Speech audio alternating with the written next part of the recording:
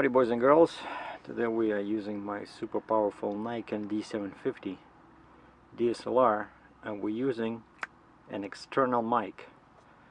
I tried it yesterday, May 2nd, today is May 3rd. I tried it yesterday and I was talking for 10 minutes looking straight into the camera without blinking. I think I blinked once. And then when I uploaded that update video, because I wanted to give you guys an update, and actually I wanted to compare footage. I was saying that, let's compare how the LG G6 records with its tiny sensor records versus the expensive camera. And when I uploaded to the computer, turns out the footage from the cell phone was perfect, but of course the colors are not as rich as on the DSLR. But DSLR, I used manual mode in video and it got overexposed, like my face was too much light, and I tried to fix it, what they call in post, and I couldn't. And I redid that video. It was on 1080p, and that's the problem that a lot of people don't understand. When you're on the road, you don't have a very fast internet. Like, I go to a truck stop, okay, they have Wi-Fi, and they block YouTube. You try to log on to YouTube, you don't get any message, you just cannot log on. So then I use either Wi-Fi from my phone, or I use this like modem, like I use this. Well, it just says MiFi, basically it's the same as the phone, except that the plan on this one, like the rate plan, it's much cheaper than using the phone. So but this only works in Canada, and so whenever in Canada I just feel free, like I use this all the time whenever I want to have a fast internet. But so when I try to upload this, 1080p files are normally like 2 times bigger than 720p files, and so it was so frustrating yesterday. I did this interesting video with lots of updates, and I just only now I remember like 2 points that I made in there that we're gonna recount, and then I couldn't fix it, and the final file was like 1 gigabyte. So anyway, so now I tested everything before I took a few shots. I tested the microphone, so I have no idea how it's recording, but this is what you get, and that's why it's so difficult. That's why it's so difficult to record with DSLR, because either you use fully automatic mode, where there's no control, no creative control, or you use manual, and then there's a high chance of a mistake unless you test everything. But anyway, just a quick update. So this is May 3rd. I've been at this truck stop in Fort Erie, Ontario since Tuesday. Today is Thursday, right? And what I did on the Wednesday, there's a truck wash in here, and the guys looked at my excavator, and they said it was not too bad, so they could wash it. They said they agreed to wash it. And actually I talked to them on May 1st when I just came on Tuesday evening, and I said, okay, let's do it tomorrow, Wednesday. They open at 8, and so I went there and I moved the truck in, but the trailer was outside, so this way they were able to use their hoses. They said they would not be able to reach if I was totally outside, so the truck had to go in, and then they reached out and they cleaned the tracks. It cost me like 80 bucks Canadian. I gave him $10 tip, and the broker resent me the rate confirmation, and he added $100 US. So I made 25 bucks on this deal. Cool. In other news, that 988B, the big loader that they couldn't move, I finally got, a couple of days ago, I got the invoice from the permit company, how much money they spent on permits. And so I did that. I did my own invoice. I included that and attached all these receipts and the invoice from the permit company, and added dollar per mile for my, when I wasted pretty much all day when I went to pick up this machine, and the guy gave me a wrong address, He sent me to Huntsville, Ontario.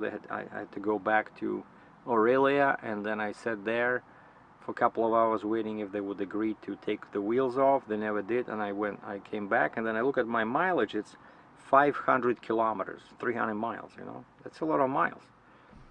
And so I asked the guy, I said, at least give me like $300 US, you know. And so he did, and so he paid like 650 US, half of which would go to the permit company, or to compensate me, because the permit company will charge my credit card. And that was yesterday, and I got that. And the way they do it, you know, once you send them, because the amount changed, right? Like the deal was to move the whole machine, and now it was a kind of like a cancellation with extra permits. And so the guy resent me the rate confirmation, and I sent that to the factoring company, because I agreed with them before. I told them that I would be moving this big loader, but now I said the deal is changed because we could not move the machine, so it's just a little bit of money that I want to factor. And they agreed to do it on the same day, and so this was like 10 o'clock, and then I checked my account at like 1, and the money was already there. Cool. Still no permits yesterday, and then this morning I sent an email to the permit company. I said, and I'm using a different one this time, like that old one, Canadian. They increased their rates, and I was not happy with them before, and now like the only attractive feature about them, was the low rates. It was like $25 Canadian per permit per state that they charged, and now all of a sudden they jumped to $35 Canadian, without changing like the quality of their work. You know, their lack of the knowledge cost me some money, right? Because sometimes they'll give me wrong information. Oh, you cannot do this, you cannot do that, you know, you need one more extra axle. So anyway, I found now a different company that I'm, the company where I used to work, they use them. And so I know these guys are pretty good. It's a pretty big company. And the rate, they gave me a very good rate, 22 US per permit. You know, pretty much what I was paying at this Canadian company. And so this is the first time I'm using them, like myself as independent. And so I send them the request on the nice form they have. You know, very easy, like PDF, very professionally done PDF that you just enter in. You don't have to worry about formatting stuff. Everything fits. If your text is too long in that form, it changes the size by itself. You know, like one of those smart PDF forms. Whereas with the previous company, it was all kind of like Excel, or, you know, spreadsheet, and everything was running into different cells. It was like a nightmare. You know, I said, guys, can you just make a nice form? Like, it was very difficult to just put all that information, you know, your axle weight, spacings. Now these guys, that's a very simple thing you see. The very first thing you see, like the difference, is the professional level of the forms you work with, because it's a lot of detailed information you have to enter in there, you know. You know, your spacings, your weights, your routing, where you picked up, where you're going, you know, what kind of load is this, serial number. There's lots of typing, you know. So anyway, and I sent, yesterday was nothing, and I expected that, because New York recently has been very slow, and I need New York, Pennsylvania, West Virginia, North Carolina, and this excavator goes to North Carolina. And I know New York is difficult because of the many low buildings in here. Like I knew from past loads that once I get to Pennsylvania, it's much easier. But the trick is to get out of here, out of this area. And I am just 3 miles away from the Peace Bridge. And so, and Peace Bridge was the first, I think I got the approval on yesterday. And without that approval, you cannot order the New York State permit. And so Peace Bridge said yes, all my weights were nice. You know, so I'm 142,220 pounds, 14.3 on the front, 54.7 on the pusher and drives, and 73.1 thousand pounds on the trailer, which is perfect. It's pretty much like 18,000, just slightly over, on each axle except the steer axle. And so the Peace Bridge said yes, but then nothing happened yesterday. So I sent an email this morning to the permit company. I said, guys, so any news for me? No, still pending. And then I checked again with them at 1 o'clock. Yeah, 1 o'clock. And I saw this. Pennsylvania. Pennsylvania, I love you. Out of these 5 states, Pennsylvania is the quickest. At least in this instance. And I checked my routing. I was just looking at Google Maps, like the way they send me. So from New York border, it's 90, 79, 6, 322, 173, no, 173, 108, 79, 519, 1979. Just like only a couple of minor detours, you know, not something crazy. Not basically of course the straight route is 90 west, 79 south, but there's a couple of detours in there, which is fine because I'm 13'11" tall, 12'5" wide. The good news is that Pennsylvania does not require any pilot cars, so only one pilot car is required if the width is greater than 13 feet. And if you're longer than 90 feet, and that's it. And I'm 81 foot long and 13'11", so I don't need an escort. But New York is a different matter. The only thing that I don't like in here, it says that I'm supposed to call police in one of the towns. I forgot what town is this, but yes. Oh yeah, okay, it says contact this borough police at this phone number 24 hours prior to traveling. Okay, and then they tell me contact this another borough police 24 hours prior to traveling within city limits. So basically there's two boroughs where I have to call the state police, or actually local police, and tell them, hey, Captain Sergei is coming, so roll out the carpet. So anyway, I got this, but I cannot cross the border. The Peace Bridge gives me the green light, but after the Peace Bridge we have New York State, right? And by the way, my phone beeps. Let's see, what was that? American Muscle Mustang. These guys, you know, I sign up for this website and they keep sending me stuff. So anyway, let me see here. Yeah, I got the excavator is washed. I got paid for 988B failed move. I'm working on permits. Oh, and even though, you know, of course nobody likes sitting this long, but I found an amazing science fiction flick on Netflix which just came out. It's called Lost in Space. I love this thing. It's 10 episodes, like 45-50 minutes each, and I just finished the last one. Like some of the characters in there, you feel like reaching out and strangling them, like that Dr. Smith. I hate that woman, you know. But the flick itself, it's just, I couldn't get enough, you know.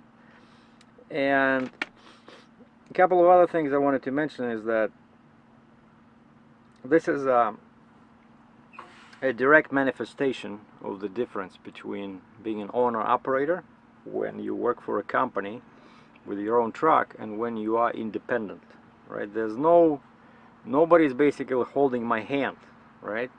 Like if this was let's say Landstar, and why I say Landstar, because the guy in front of me just pulled out and it says Landstar on his trailer. If this was Landstar, or if this was the other company I worked for before, you know, at least you can call dispatch and complain, and you know, they can hold your hand and say, there, you know, everything will be all right. So here, there's nothing, right? Well, I can call the broker. Hold on 1 second. Hello, Sergey.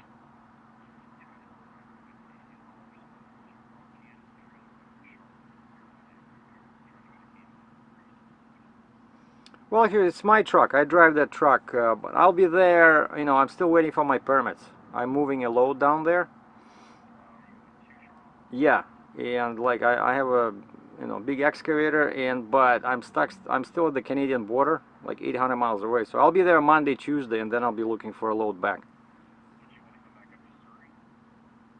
Uh, British Columbia? No, I can't. My truck is not spec'd for Western Canada.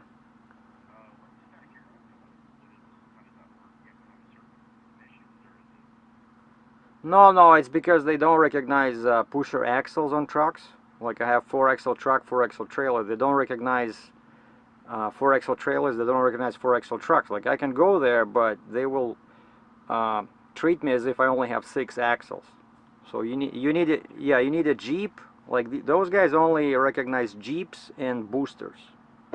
You know, like if you need 7.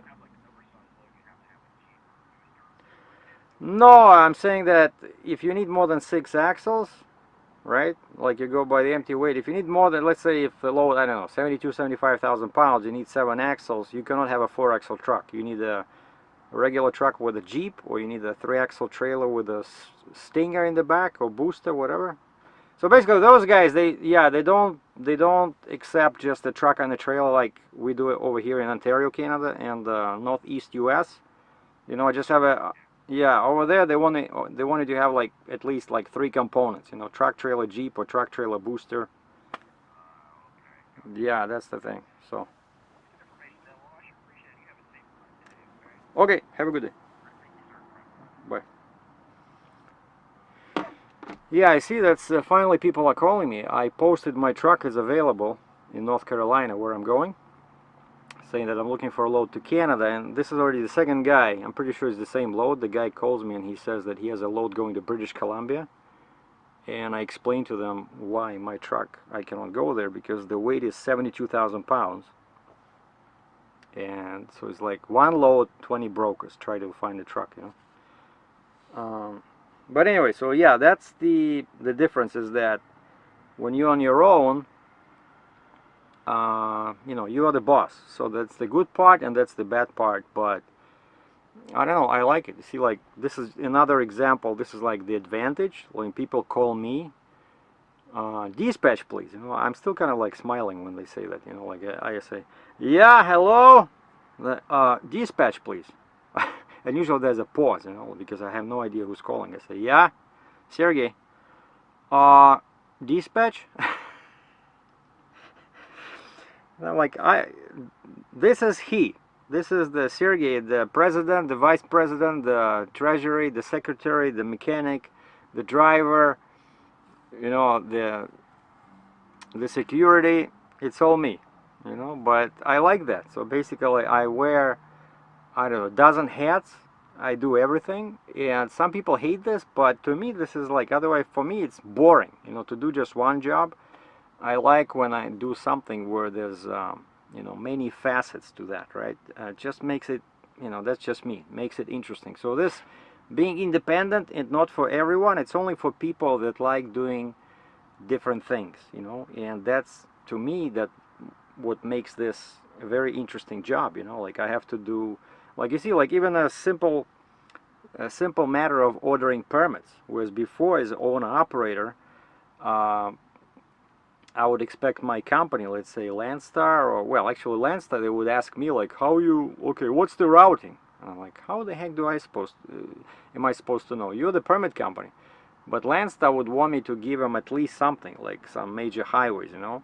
Whereas with this previous company, where I was owner operator, the guy just sends me, well, he asked me, says, how you want to go? You know, and usually I don't have a preference. But he says, you want to go on a tollway, it's more money but it's faster, or you want to go this way. Usually that was the choice. Either regular highways slow, like bypass, or tollways if I'm, you know, not too tall, but it's more money off the top, so I will get less money. But here I have to, you know, create the route all by myself, right? So I have to look at the maps, you know, just try to remember how they sent me last time going through Buffalo with a toll load. And that's what I did. I just used an approximate, you know, 2 4-lane highways bypassing all freeways going around towards Pennsylvania. And so it's all me. That's the thing. That's the the bad part, but that's also the good part, you know. And of course, I keep 100% of the money, you know. I can make deals with people. See, like the guy with the 988B, right, says, okay, so how do we, you know, I negotiate directly with the guy who has the money, you know, like was before. The company was negotiating on my behalf, that I was leased to as owner operator, and I can honestly say that I was never sure.